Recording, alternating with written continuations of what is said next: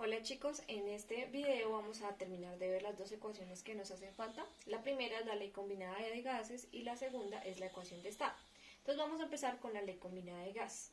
La ley combinada de gases estudia el comportamiento de una determinada masa de gas, la cual ocupa un volumen determinado por la presión y temperatura de dicho gas. ¿Qué quiere decir esto? Que en este caso, tanto la presión como el volumen y la temperatura no van a ser constantes. Entonces, recordemos las tres leyes que habíamos visto que determinan el comportamiento de un gas ideal. Entonces tenemos la ley de Boyle, la ley de Charles y la ley de Gay-Lussac. Entonces, la primera relacionaba la presión y el volumen a temperatura constante. La segunda, la ley de Charles, relacionaba el volumen y la temperatura a una presión constante. Y la tercera relacionaba la presión y la temperatura a volumen constante. Entonces, ¿cómo se saca o cómo se determina la ley combinada de gases? Pues, como su nombre indica, combinando todas estas leyes y haciendo que todas sean variables, es decir, no vamos a tener nada constante. Y teniendo en cuenta que, al igual que en la ley de Boyle, Charles y Gay-Lussac, tenemos un estado inicial y un estado final, o sea, unas condiciones de volumen, presión y temperatura inicialmente, y luego unas condiciones de volumen, presión y temperatura en un estado final. Entonces, combinando estas tres ecuaciones, tendríamos la siguiente ecuación.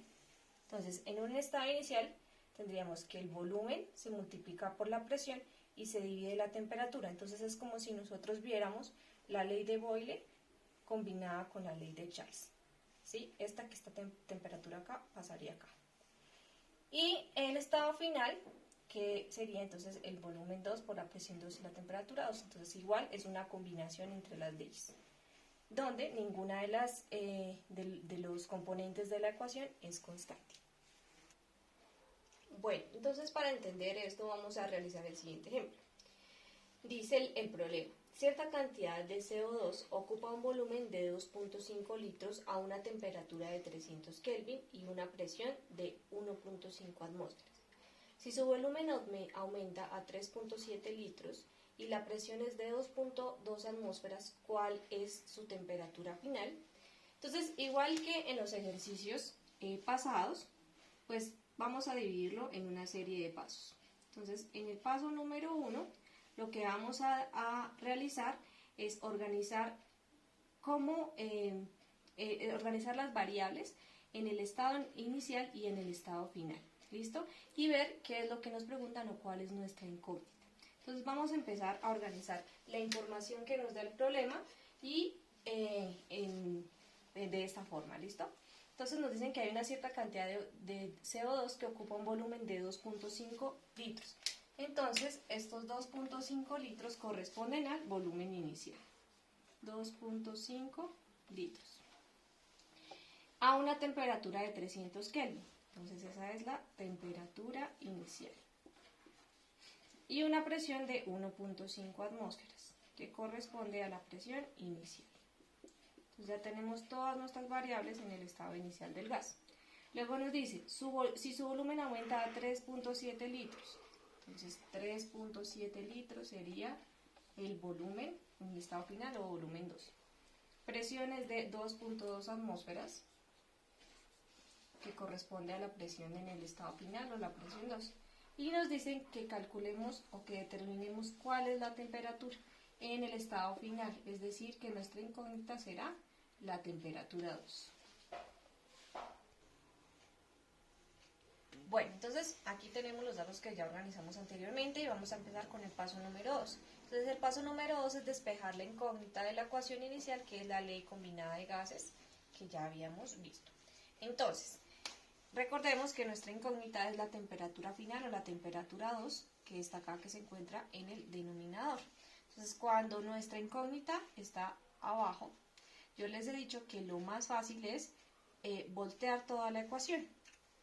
Entonces, ese es mi método. De todas maneras, pues por cualquier método de despeje funcionará, pero pues yo lo voy a explicar de esta manera.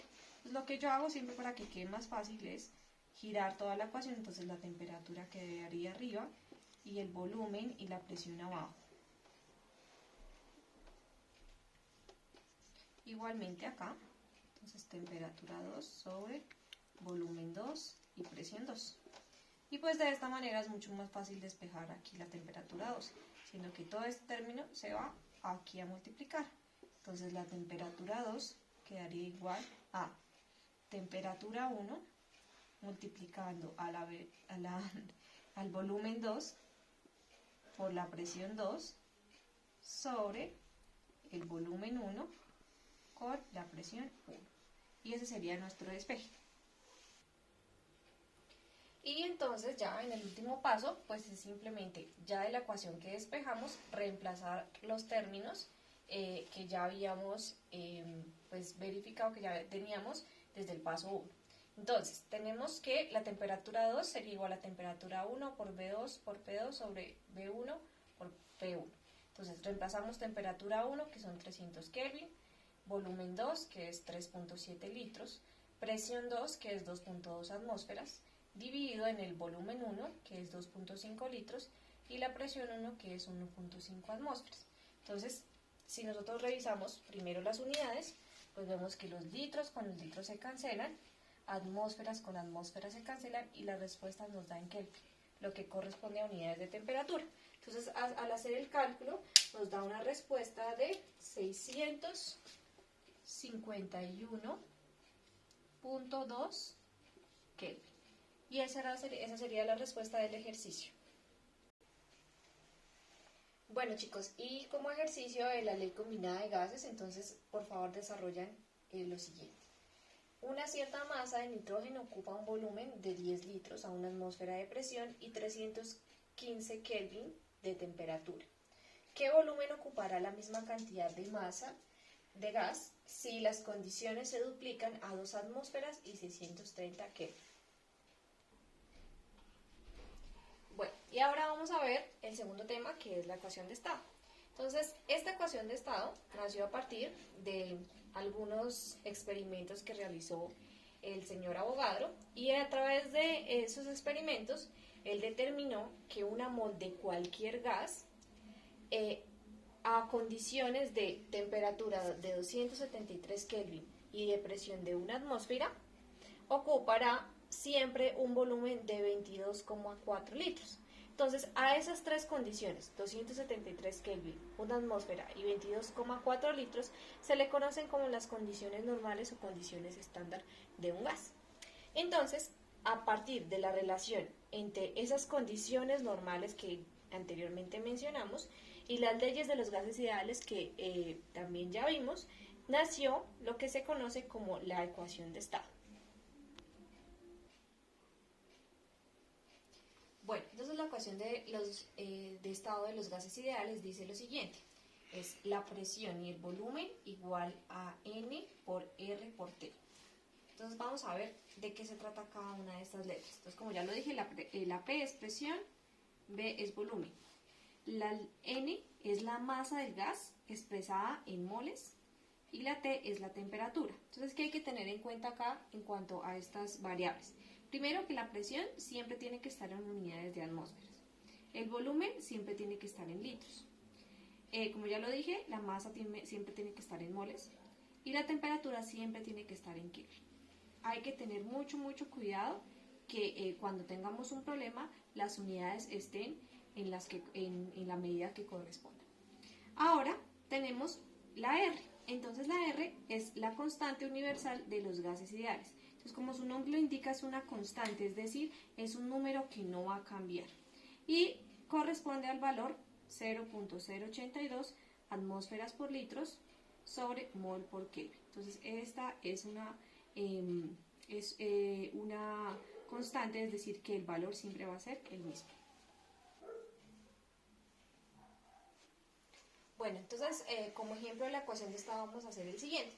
85 gramos de amoníaco, NH3, ocupan un volumen de 3.5 litros a una temperatura de 350 Kelvin. ¿A qué presión se encuentra dicho gas? Y nos dan como información el peso molecular del NH3, que es 17 gramos mol.